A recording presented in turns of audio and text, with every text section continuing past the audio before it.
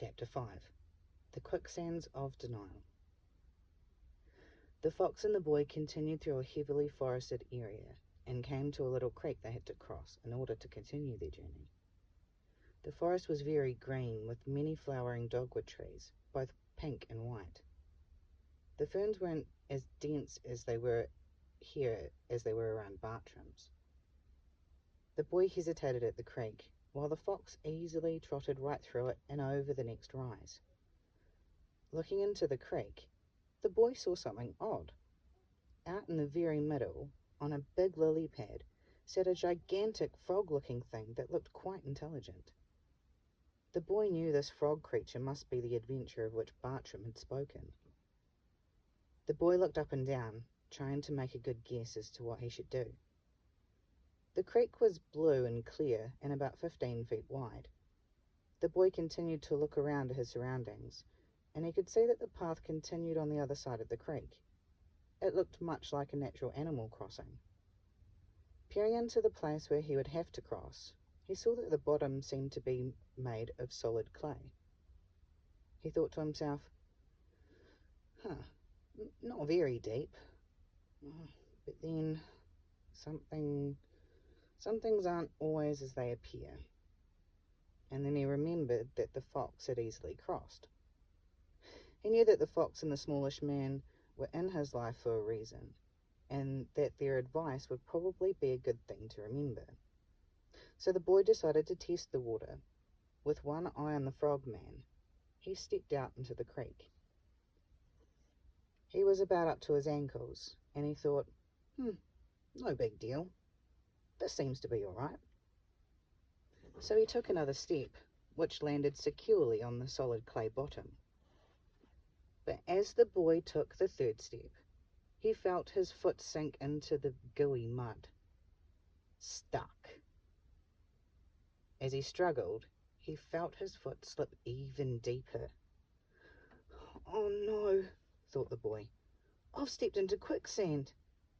He tried to pull his foot out, but his other foot became entrapped, and he sunk to his knees. He struggled to gain his balance, but there was nothing solid to hold on to. As he pondered his predicament, he looked at the frog, and his eyes widened. The frogman had stood up squarely on the lily pad, and now he was leaning slightly forward on a fine oak staff. He was staring at the boy through wire-frame spectacles.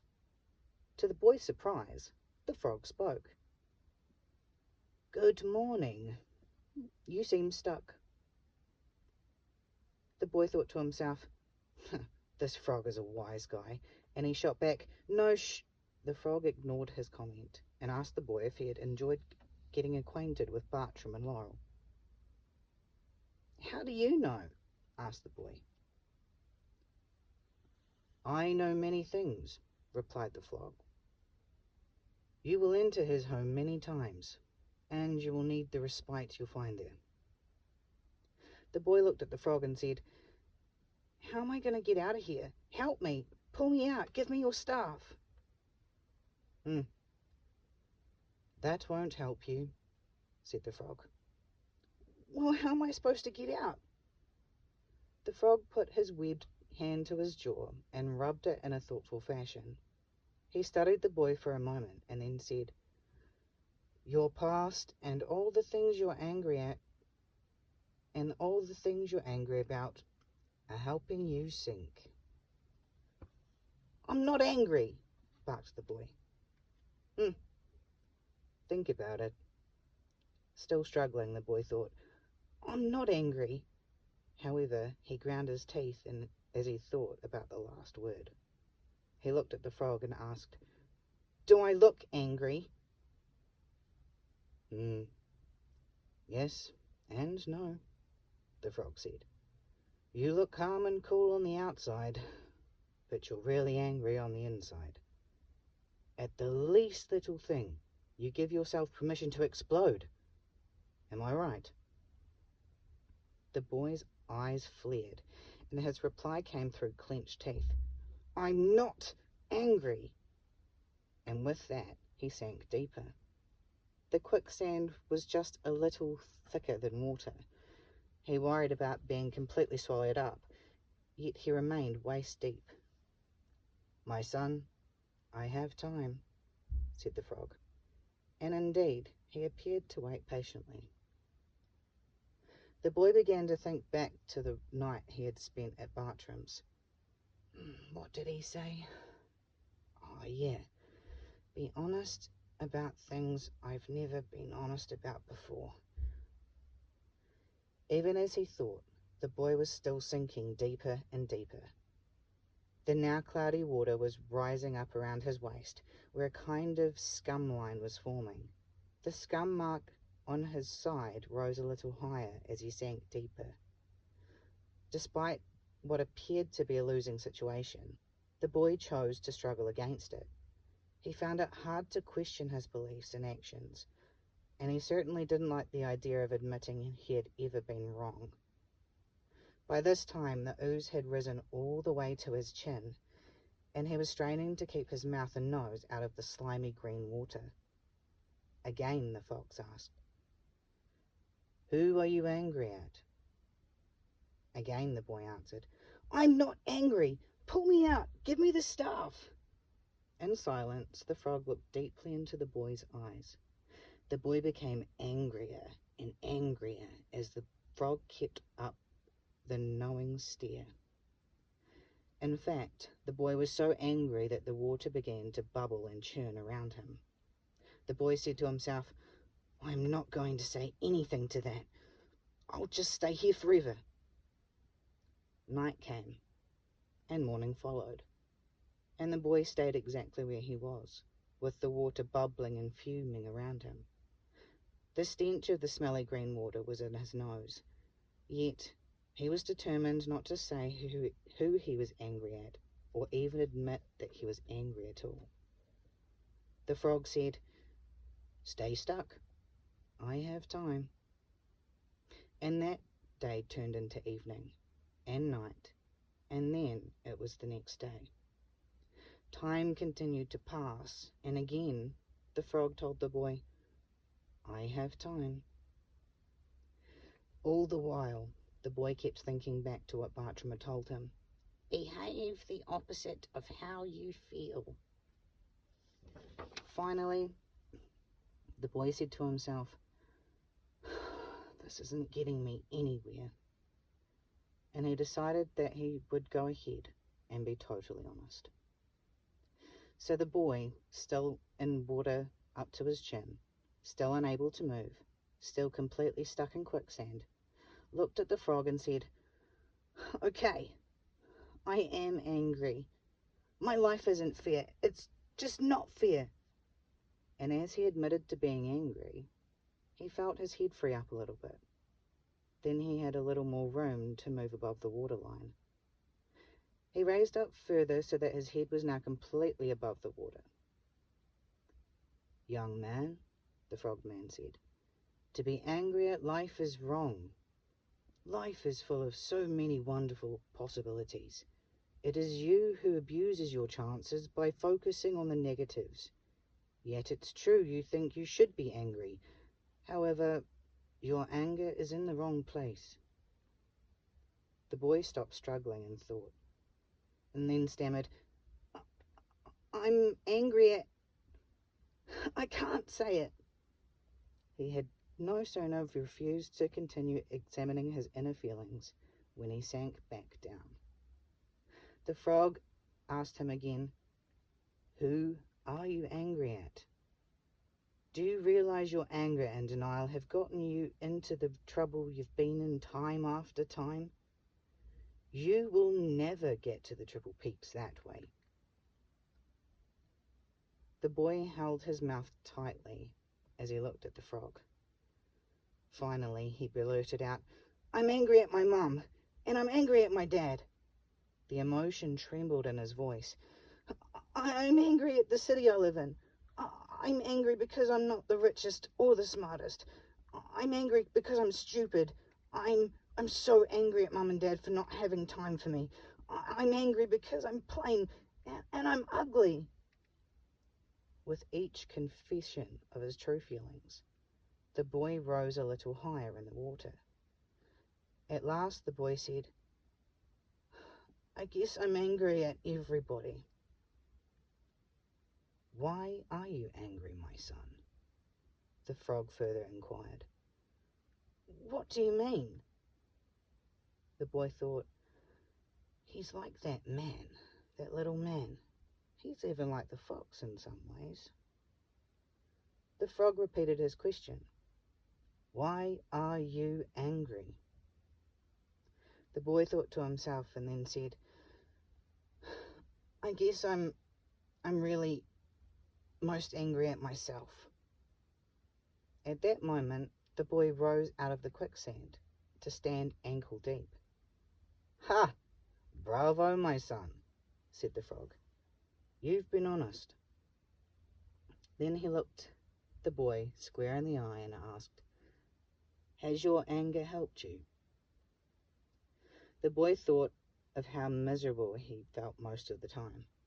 No, being angry hadn't helped or solved any of his problems. To the frog he simply muttered, "No."